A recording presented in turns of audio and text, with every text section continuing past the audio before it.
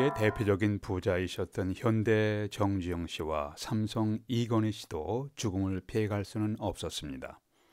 아무리 재산이 많은 부자라 하더라도 죽음 속에서 생명을 구입할 수는 없습니다. 세계적으로 강력한 권세를 가졌던 소련의 스탈린과 중공의 모택동도 죽음을 정복할 수 없었습니다. 이 땅에서 죽음을 피해갈 수 있는 사람은 아무도 없습니다. 아무리 뛰어난 지성인이라도 죽음을 피해갈 수는 없습니다. 우리는 다른 사람의 죽음에 대해서 여러 가지 이야기는 할 수가 있습니다. 그러나 나 자신에게 죽음이 닥치게 되면 죽음에 대해 이러니 저러니 하면서 쉽게 말할 수는 없습니다. 죽음을 가볍게 웃어 넘길 수 있는 사건이 아닙니다. 세상의 많은 종교와 철학과 사상들은 죽음을 미화하려는 경향이 있었습니다. 심지어 자살 예찬론까지 대두되고 있었습니다. 죽음을 미화하려는 것은 죽음으로부터 도피하고 싶은 인간의 본능의 한 표현일 것입니다. 성경은 죽음을 단순히 미워하지 않습니다. 성경은 말씀하기를 한 번 죽는 것은 사람에게 정하신 것이요. 한 번 죽는 것은 사람에게 정하신 것이요. 히브리서 9장 27절입니다. 성경은 죽음과 함께 부활의 생명을 말씀하고 있습니다. 구약 성경에서도 죽음으로부터 부활을 증거합니다. 창세기 22장에 유명한 장면이 나옵니다. 아브라함이 사랑하는 아들 이삭을 죽여 제물로 드릴 준비를 하고 있었습니다. 그런데 하나님이 스탑 하시면서 어린 양을 준비했습니다. 이삭을 대신하여 제물로 드리게 했습니다.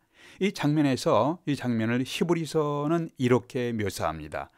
아브라함이 하나님이 능히 이삭을 죽은 자 가운데서 다시 살리실 줄로 생각한지라 비유컨대 그를 죽은 자 가운데서 도로 받은 것이니라. 히브리서 11장입니다. 아브라함은 이삭이 죽은 자가 되어도 하나님이 죽은 자 가운데서 능히 살리실 것을 믿었습니다. 죽은 자 가운데서 살아난 이삭이 자손들을 낳아서 훗날 하늘의 별과 바다의 모래같이 많게 하실 것을 바라보았습니다. 고난을 많이 받은 욥은 이렇게 고백합니다. 내가 알기에는 나의 대속자가 살아계시니. 이 유명한 구절입니다. 나의 대속자, 나의 구속자, My Redeemer lives. 이 구절을 인용해서 찰스 웨슬리가 작사한 찬송가에 이 구절이 나오잖아요. 그래서 유명한 찬송곡을 내 주는 살아계시라는 유명한 찬송곡을 만들었습니다. 바로 이 부분에서 인용한 것입니다. 욥은 고백하기를 내가 알기에 나의 대속자가 my redeemer, 나의 구원자가 살아계시니 마침내 그가 땅 위에 서실 것이라. 내 가죽이 벗김을 당한 뒤에도 내가 육체 밖에서 하나님을 보리라. 내가 그를 보리니 내 육체의 눈으로 그를 보기를 낯선 사람처럼 하지 않을 것이니라. 욥기 19장입니다. 욥은 자신의 육체가 썩어져서 완전히 형체가 없어진 후에도 다시 살아나서 자신의 눈으로 하나님을 보게 될 것을 확신하고 있었습니다. 열왕기하에서 수넴 여인의 아들이 죽음에서 살아남을 죄송합니다. 수넴 여인의 아들이 죽음에서 살아남을 열왕기하 4장이죠. 보여주면서 죽음에서 부활을 바라보게 했습니다. 에스겔서 37장에는 에스겔 선지자가 마른 뼈들이 가득한 골짜기에 된 환상이 나오는 것을 봅니다. 물론 이것은 이스라엘 백성들이 노예로 끌려갔다가 다시 회복되는 현상을 말하고 있습니다. 그런데 여기서 죽은 자의 부활에 대한 확신도 담겨 있습니다. 37장 10절에 보니까 골짜기에 뼈가 심이 많고 아주 말랐더라. 완전히 죽은 거예요. 하나님의 생기가 그들에게 들어가매 그들이 곧 살아서 일어나서 큰 군대를 이루는 것을 봅니다. 이사야 선지자도 이스라엘 백성들의 회복을 이야기하면서 사람이 죽음에서 부활을 비유로 들었습니다. 이사야 26장에 보니까 26장 19절에 보니까 주의 죽은 자들이 살아나고 그들의 시체들은 일어나리이다. 티끌에 누운 자들아 너희는 깨어 노래하라. 주의 이슬은 빛난 이슬이니 땅이 죽은 자들을 내어 놓으리로다. 이사야도 죽음에서의 부활을 확신했습니다. 신약 성경에서 예수께서 죽은 자를 살리는 경우가 여러 번 나오죠. C.S. 루이스는 이렇게 말했습니다.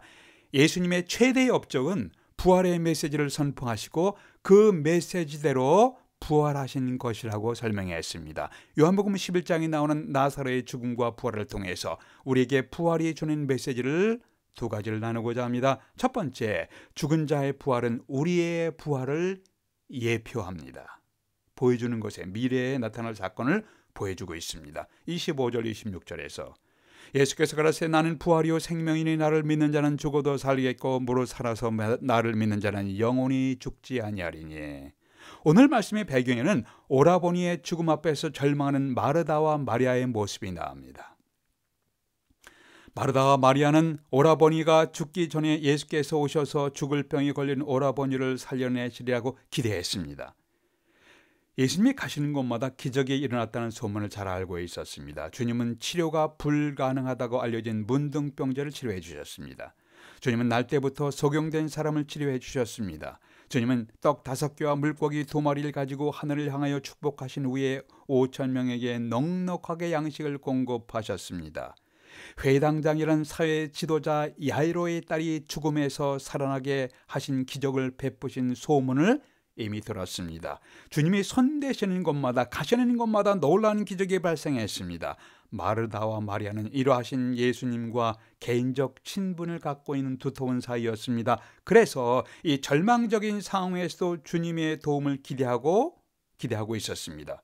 그러나 자기 오라버니 나사로가 위독하다는 소식을 주님께 급히 전달했음에도 불구하고 야속하게도 주님은 늑장 부리면서 오시지 않았습니다.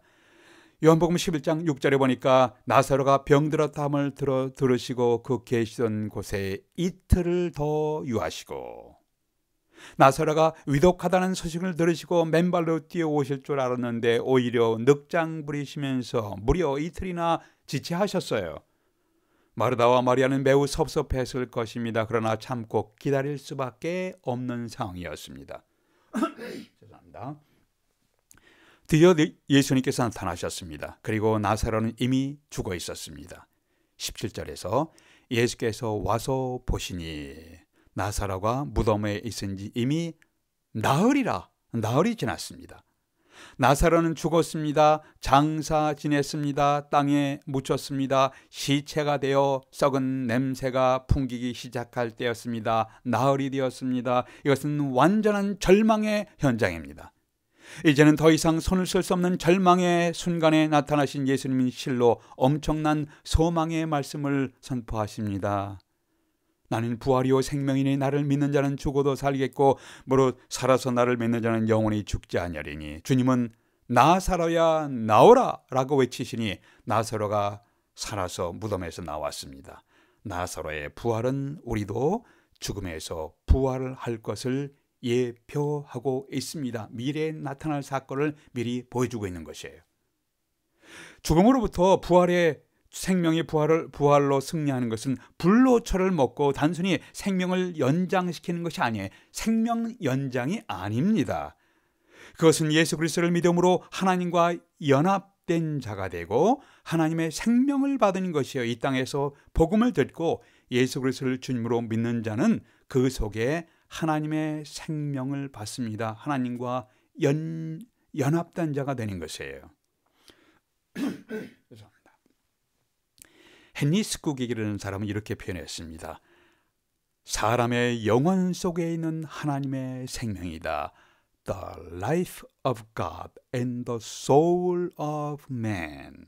자기 영혼 속에 하나님의 생명을 담은 사람은 하나님과 교통합니다. 하나님을 예비합니다. 하나님을 찬양합니다. 육체적으로 사망한 후에 부활될 것을 믿고 바라보게 됩니다. 자신에게 물어보십시오.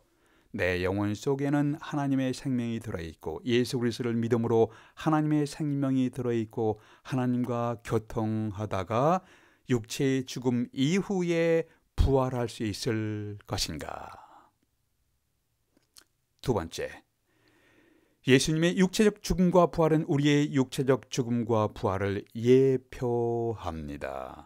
43절 44절에서 예수께서 이렇게 외치십니다. 큰 소리로 나사로야 나오라 부르시니 죽은 자가 수족을 배로 동인 채로 나오니 그 얼굴은 수건으로 쌓였더라. 예수께서 이르시되 풀어놓아 다니게 하라 하시니라. 주님은 무덤 속에 있었던 나사로를 죽음에서 생명의 부활로 일어나게 하심으로 부활을 보여주셨습니다. 주님은 야이로의 딸을 살림으로 어린 소녀의 부활이 가능하다는 것을 보여주셨습니다. 주님은 나인성의 과부 아들을 살림으로 청년의 부활도 가능하다는 것을 증명하셨습니다. 주님은 장년 세대에 속하는 나사로를 살림으로 장년과 노년도 부활이 가능하다는 것을 보여주셨습니다. 주님은 부활을 증명하기 위해서 몇 사람을 실제로 살려내셨습니다. 그리고 주님은 자신이 죽음에서 부활하심으로 죽음이 마지막이 아니라는 놀라운 사실을 확증적으로 보여주셨습니다. 요한복음 20장에서 주님이 부활하신 후에 제자들에게 나타나셨습니다. 너희에게 평강이 있을지어다 하시니까 하시면서 자신이 부활하신 것을 보여주셨습니다. 이때 제자 중 하나인 도마가 그 자리에 없었습니다. 다른 제자들이 도마에게 우리가 주님을 보았다다 20장 25절이라고 하니까 도마가 그때 뭐라고 했습니까? 내가 그 손의 못자국을 보며 내 손가락을 그 못자국에 넣으며 내 손을 그 옆구리에 넣어보지 않고는 믿지 아니하겠노라. 내가 그 손의 못자국을 보며 내 손가락을 그 못자국에 넣으며 내 손으로 그 옆구리에 넣어보지 않고는 믿지 아니하겠노라. 20장 25절입니다.